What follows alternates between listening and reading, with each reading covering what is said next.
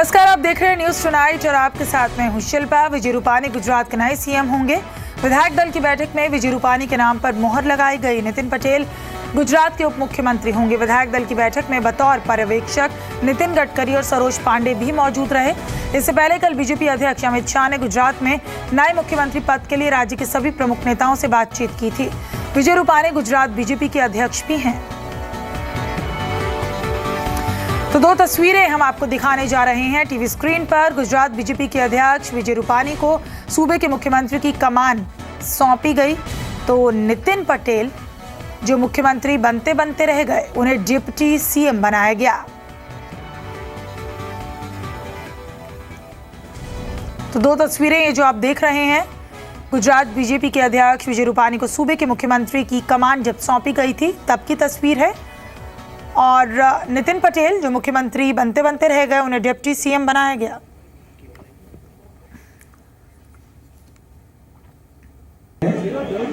मुख्यमंत्री पद के लिए विजय रूपानी इनका नाम प्रस्तावित किया।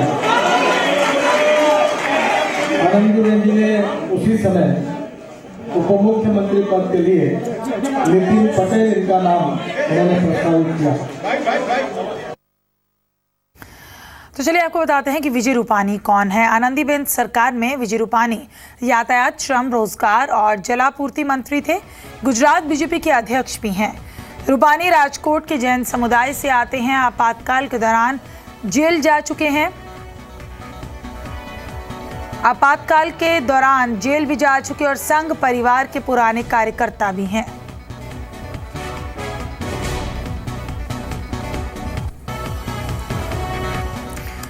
केतन हमारे संवाददाता इस वक्त अहमदाबाद से हमारे साथ जुड़ रहे हैं। इससे पहले तो अटकलें ये लगाई जा रही थी केतन की नितिन पटेल जो है गुजरात के मुख्यमंत्री बनेंगे, लेकिन एकदम से चौंकाने वाला फैसला लिया गया।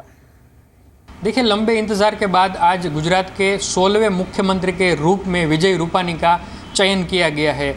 हालांकि पहले नितिन पटेल का नाम आ रहा था। आज दिन भर ऐसी ही गतिविधि चली कि गुजरात के अगले मुख्यमंत्री के रूप में नितिन पटेल होंगे, लेकिन उनको उप मुख्यमंत्री बनाया गया है।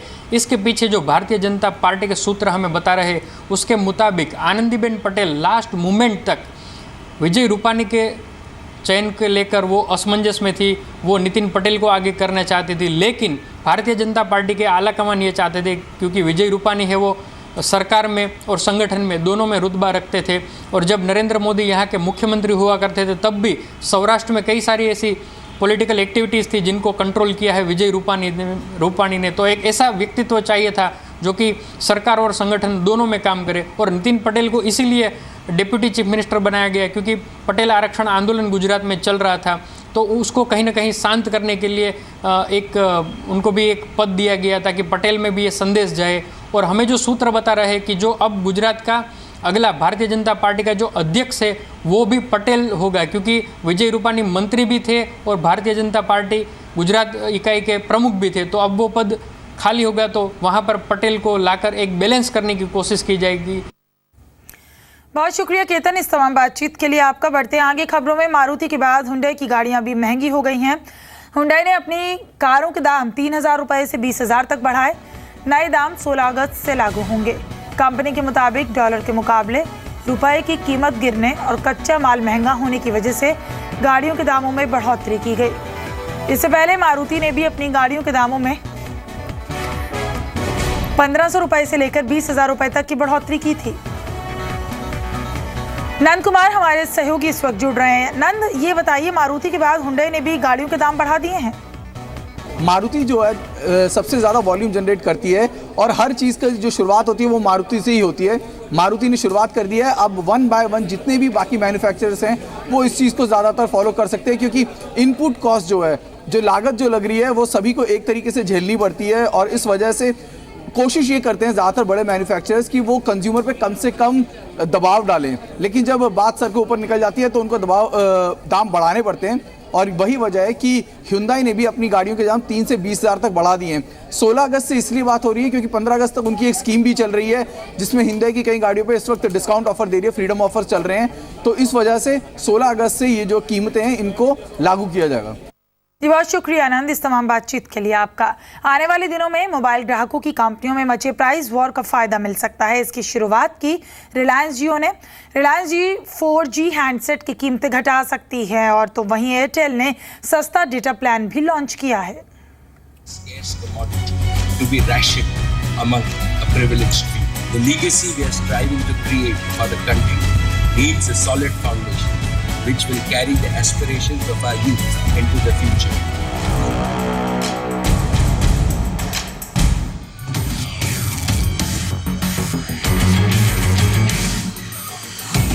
आने वाले दिनों में मोबाइल कंपनियों के बीच जारी कंपटीशन का फायदा आपको मिल सकता है।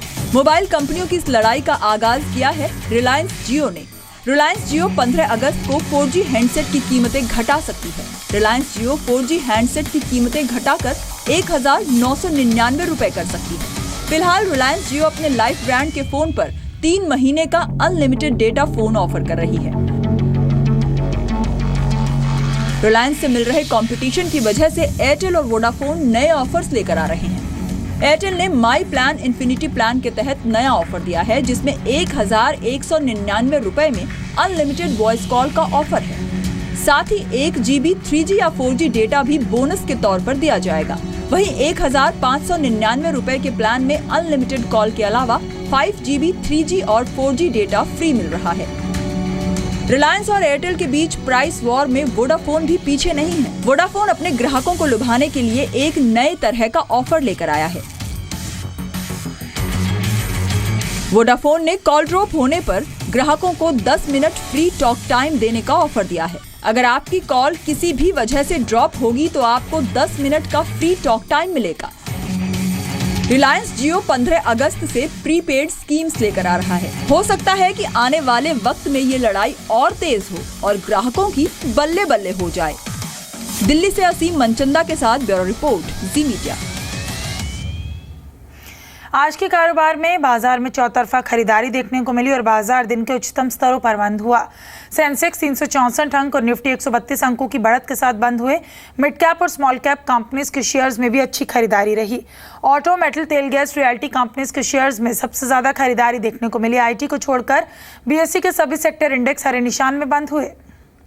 रजत हमारे सहयोगी हमारे साथ हैं। रजत, आज बाजार में कारोबार कैसा रहा? पहले तो मार्केट से बहुत स्ट्रांग हो गई और लेटर हाफ में खरीदारी और बढ़ गई। दिन के उच्चतम स्तर पे बंद हुए हैं और इनफैक्ट इस हफ्ते जो लगातार दबाव बना हुआ था उसको एक ही दिन में बाजार ने रिकवर कर लिया। बहुत स्ट्रांग गेन्स थे और निफ्टी बैंक पे कंट्रीब्यूशन देखिए आप, 354 पॉइंट्स की स्ट्रांग बढ़त देखने को मिली। निफ्टी गेनर्स में Grasim, hero MotoCorp, Hindalco, Bajaj auto, Ambuja cement, आज गिरावट वाले काउंटर्स बहुत कम थे। टायर स्टॉक्स एक्यूमुलेट हो रहे थे, शानदार रिटर्न मिले हैं सभी स्टॉक्स में। अपोलो टायर्स, जेके टायर्स, सीएट, एमआरएफ, इन सभी स्टॉक्स में मूव बहुत स्ट्रांग था। मेटल स्टॉक्स सुबह से ही तेज थे। Hindalco, Hindustan Zinc, Vedanta SAIL lead कर रहे थे इस रैली को। ऑटो स्टॉक्स में इनफैक्ट ऑटो कंपोनेंट में भारत फोर्ज के नतीजों के बाद इस स्टॉक में बढ़त देखने को मिली और कल्याणी ग्रुप के सभी स्टॉक्स तेज हो गए। हीरो मोटोकॉर्प, बजाज ऑटो जैसे स्ट्रक्चर्स भी तेज हुए। ब्रोकिंग कंपनी के शेयर्स ये सुबह से बहुत एक्यूमुलेटेड स्टॉक्स थे। Edelweiss, IIFL holdings, Motilal Oswal, JM financial जैसे स्टॉक्स में आज मूव काफी पॉजिटिव मिला। इसके अलावा स्टोर वन, रिटेल कैटेगरी के स्टॉक्स में और साथ साथ kinetic engineering, SRS, Tamil Nadu petro, Datamatics, आज सूची बहुत लंबी है क्योंकि इतने स्ट्रॉन्ग स्ट्रेच में बहुत सारे स्टॉक्स आउट परफॉर्म करते हैं। लेकिन अब अगले हफ्ते इंपॉर्टेंट ये है कि एफआईआईज अब क्या यहां से इन लेवल से और खरीदारी करेंगे कि नहीं, क्योंकि कहीं ना कहीं जीएसटी पे जो इस हफ्ते खबर आई उसके चलते मार्केट्स पे एक रीबाउंड, स्ट्रॉन्ग रीबाउंड मार्केट में फिर से बनता हुआ नजर आ रहा है। शुक्रिया रजत इस बातचीत के लिए। यस कैपिटल के कपिल बाली का कहना है कि शॉर्ट टर्म के लिए बाजार में तेजी जारी रहेगी। ग्लोबल संकेतों से बाजार की दिशा तय होगी। मेरा मानना यह है कि थोड़ा मार्केट्स रेंज बाउंड रह सकती हैं थोड़े टाइम तक, क्योंकि अर्निंग्स एक ऐसा फैक्टर है, अगर सिर्फ डोमेस्टिक रीजन लें तो अर्निंग्स एक फैक्टर है which has to now come into play. तो ग्लोबल अगर कोई फिनोमेना रहता है, आउटब्रेक्स होते हैं, obviously will react to that, but long term के लिए मेरा मानना है कि अर्निंग्स, H2 की अर्निंग्स विल प्ले। सरकार ने अगले 5 साल के लिए रिटेल महंगाई दर का टारगेट तय कर लिया। रिटेल महंगाई का टारगेट 4% तय किया गया। हालांकि इसके 2% का मार्जिन रखा गया है, यानी कि रिटेल महंगाई कम से कम 2% और ज़्यादा से ज़्यादा 6% का टारगेट रखा गया। सरकार ने टारगेट मार्च 2021 तक के लिए तय किया है। जून में मॉनेटरी पॉलिसी कमेटी की बैठक में ये टारगेट तय किया गया था।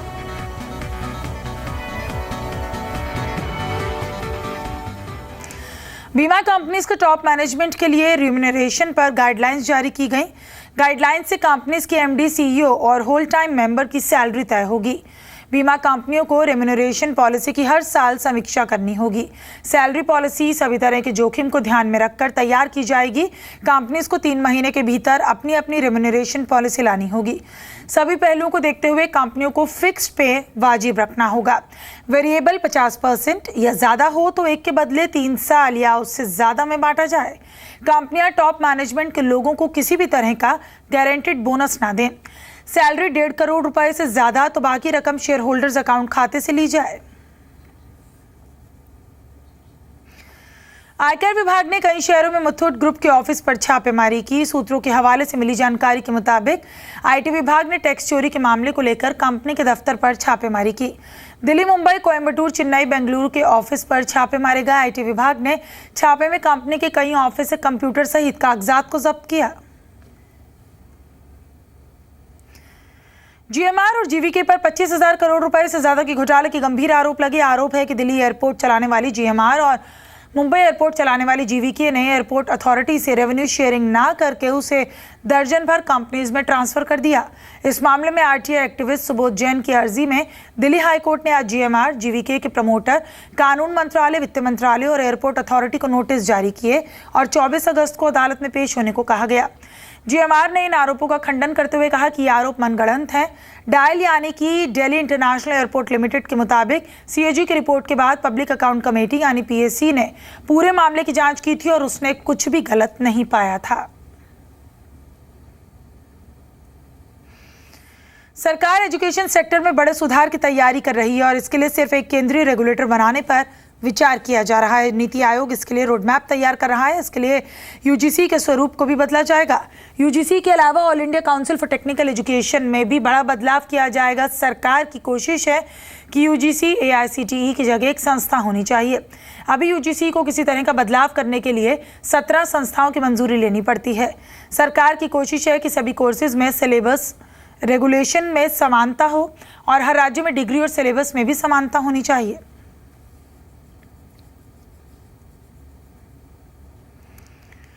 सुबह से जारी बारिश में मुंबई थम गई। तेज बारिश की वजह से मुंबई के कई निचले इलाके, परेल, दादर, सायन, एल्फिस्टन, किक सर्कल जैसे इलाकों में पानी भर गया। तो वहीं सेंट्रल रेलवे पर लोकल ट्रेन लगभग सर्विस ठप हो गई। आज मुंबई के समंदर में 4.55 मीटर ऊंची लहरें उठ सकती हैं और मुंबई के सायन रेलवे स्टेशन पर पानी भर गया, जिसकी वजह से स्लो ट्रैक को बंद करना पड़ा। फास्ट ट्रैक पर भी गाड़ियां काफी धीमी गति से चल रही हैं। आज सुबह से हो रही बारिश के चलते मुंबई की रफ्तार थम गई। जगह जगह लोगों को जाम का सामना करना पड़ रहा है। ये रिपोर्ट देखिए। तेज बारिश से मुंबई के परेल, दादर, सायन, एल्फिस्टन, किंग सर्कल समेत कई निचले इलाकों में पानी भर गया है। जगह जगह पानी भरने से ट्रैफिक पर असर पड़ा, जिससे लोगों को काफी मुश्किल हुई। मुंबई में सुबह से ही लगातार तेज बारिश हो रही है और जिसके चलते मुंबई के कई इलाकों में जल भराव की स्थिति देखी जा रही है। इस वक्त हम आपको तस्वीरें दिखा रहे हैं मुंबई के सायन सर्कल इलाके में। परेल के फ्लाईओवर के पास भी बेस्ट की एक बस बंद हो गई, जिससे लोगों को बहुत परेशानी हुई। मुंबई में बारिश ने सुबह का यातायात और जनजीवन किस तरह से अस्त व्यस्त किया है, मैं नजारा दिखाने की कोशिश करूंगा। परेल ब्रिज के ऊपर है, बस को वहां पर जाने से रोक दिया गया है क्योंकि ये ब्रिज है और ब्रिज के ऊपर जो निचला हिस्सा जो रोड से टच होता है वो पूरा अगले सिरे तक दोनों तरफ से पानी से पूरी तरह घिर गया है। बारिश के चलते लोअर परेल समेत कई निचले इलाकों में लोगों के घरों में पानी घुस गया है। मैं जिस इलाके में खड़ा हूँ ये परेल और जो दीपक टॉकीज का इलाका कहलाता है और आप देख सकते हैं मुंबई की सड़क पर लगभग यही हाल है। हमने इस हिंद माता को भी दिखाने की कोशिश करी थी। यहाँ घुटनों और कहाँ तक कमर तक का पानी था और ये जो इलाका है आप देख सकते हैं दूर तक पूरी की पूरी रोड है वो पूरी इस वक्त पानी में जलमग्न है। मौसम विभाग ने कोंकण और सेंट्रल महाराष्ट्र में 24 से 48 घंटे में भारी से बहुत भारी बारिश की चेतावनी जारी की है। मुंबई में आज हाई टाइड की आशंका है। 4.55 मीटर ऊंची लहरें उठ सकती हैं। ठाणे और सीएसटी से चलने वाली ज्यादातर ट्रेनों को कैंसिल कर दिया गया है। सेंट्रल लाइन पर भी ट्रेन 20 से 25 मिनट की देरी से चल रही हैं। असम के कोकराझार में बड़ा आतंकी हमला हुआ है। अब तक 13 लोगों के मारे जाने की खबर है। हमला दोपहर 12 बजे के करीब कोकराझार के बालाजान में हुआ। ऑटो से आए 3 आतंकियों ने तिनियाली इलाके में भीड़ भरे बाजार में लोगों को निशाना बनाकर अंधाधुंध फायरिंग शुरू कर दी। इसके बाद अफरा तफरी मच गई। लोग जान बचाने के लिए इधर उधर भागने लगे। पास ही मौजूद सेना ने जवाबी फायरिंग की। हमले के बाद इलाके की घेराबंदी कर दी गई है। निहत्थे लोगों पे मार्केट में आक्रमण किया। करीब 12 लोग को प्राण गंवाए गए हैं और हमारी जो सिक्योरिटी ऑपरेशन है उसमें भी एक मिलिटेंट वहीं न्यूट्रलाइज किया गया और उसके पास से कुछ AK-56 ग्रेनेड वगैरह भी पाए गए हैं। राज्य सरकार से भी संपर्क करके हम आधिकारिक रूप से पूरा डिटेल्स लेंगे। उसके बाद फिर पूरा सिचुएशन का जायजा लेते हुए क्या करना है आपको बताएंगे। सेना और पुलिस की जवाबी कार्रवाई में एक आतंकी मार गिराया गया है। आतंकी के पास से AK-56 राइफल और भारी मात्रा में गोला बारूद बरामद किए गए हैं। असम सरकार ने हमले में मारे गए लोगों के परिवार वालों को 5-5 लाख रुपए और घायलों को 1-1 लाख रुपए मुआवजे का ऐलान किया है। In this regard, our government is committed to ensure the protection of life and property of the people of Assam, and that is why we have immediately directed our DG and senior police official to rush to the spot. Assam में 2016 में 2 बड़े आतंकी हमले हुए हैं। 16 फरवरी को तिनसुकिया में हुए हमले में NSCN खापलांग गुट के 4 आतंकी मारे गए। 4 अप्रैल को गोलपाड़ा में उल्फा के आतंकी हमले में 3 नागरिक मारे गए थे। गृह मंत्री राजनाथ सिंह ने आज संसद में पाकिस्तान दौरे पर बयान दिया। पाकिस्तान पर निशाना साधते हुए राजनाथ सिंह ने कहा कि पड़ोसी है कि मानता ही नहीं। राजनाथ सिंह ने पहले राज्यसभा और फिर लोकसभा में बयान दिया। कहा उन्होंने सार्क सम्मेलन में मजबूती से आतंकवाद का मुद्दा उठाया। राजनाथ ने पाकिस्तान पर फिर निशाना साधा। कहा पड़ोसी है कि मानता नहीं। सार्क के सभी सदस्यों से आग्रह किया कि वे आतंकवाद को न तो ग्लोरीफाई करें न ही पैट्रोनेज दें। इतना सब कर सकते थे अधिकतम पड़ोसी के साथ रिश्ते बेहतर बनाने के लिए हमारे सभी प्रधानमंत्रियों ने किया है। लेकिन विडंबना यह है अध्यक्ष महोदय कि हर के बावजूद यह पड़ोसी है कि मानता ही नहीं। राजनाथ ने सार्क सम्मेलन में लंच न करने के मामले पर भी जवाब दिया। भाषण को ब्लैकआउट किए जाने पर बोले मुझे कोई शिकायत नहीं है। मैंने नहीं देखा कि उसका लाइव टेलीकास्ट हुआ कि नहीं हुआ, लेकिन यह सच है कि भारत से जो दूरदर्शन और ANI के रिपोर्टर और हमारे PTI के रिपोर्टर्स थे उनको अंदर प्रवेश करने की इजाजत नहीं दी। मुझे भी मर्यादाओं को ध्यान में रखते हुए, देश की मर्यादा का ध्यान रखते हुए जो कुछ भी करना था वो मैंने भी किया।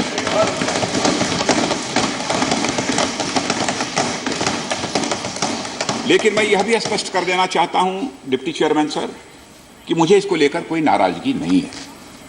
मैं वहां भोजन करने नहीं गया था।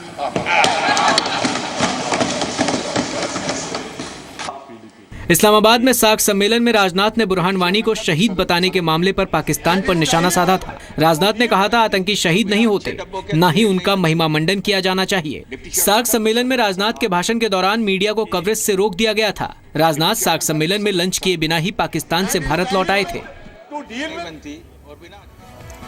मार्केट के सबसे बड़े एक्सीलेंस अवार्ड के लिए उल्टी गिनती शुरू हो गई है। कल मुंबई में जी बिजनेस शेयर बाजार और कमोडिटी बाजार के दिग्गजों को सम्मानित करेगा। ऐसे ब्रोकरेज हाउसेस और एनालिस्ट को अवार्ड दिया जाएगा जिनकी सही सलाह से निवेशकों को बम्पर रिटर्न मिला। लेकिन सैकड़ों एनालिस्ट और दर्जनों ब्रोकरेज हाउसेस में अवार्ड हासिल करने वाले चुनिंदा लोग कौन होंगे, इस पर दिग्गजों की ज्यूरी ने अवार्ड के सभी दावेदारों की कड़ी जांच परख की। रिलायंस म्यूचुअल फंड के मधु केला, BSE के CEO आशीष चौहान और कमोडिटी एक्सपर्ट विजय सरदाना ने हर अवार्ड पर लंबी चर्चा की। मार्केट एक्सीलेंस अवार्ड कल मुंबई में दिए जाएंगे। बिजली और कोयला मंत्री पीयूष गोयल इक्विटी और कमोडिटी के ब्रोकरेज हाउस और एनालिस्ट को सम्मानित करेंगे।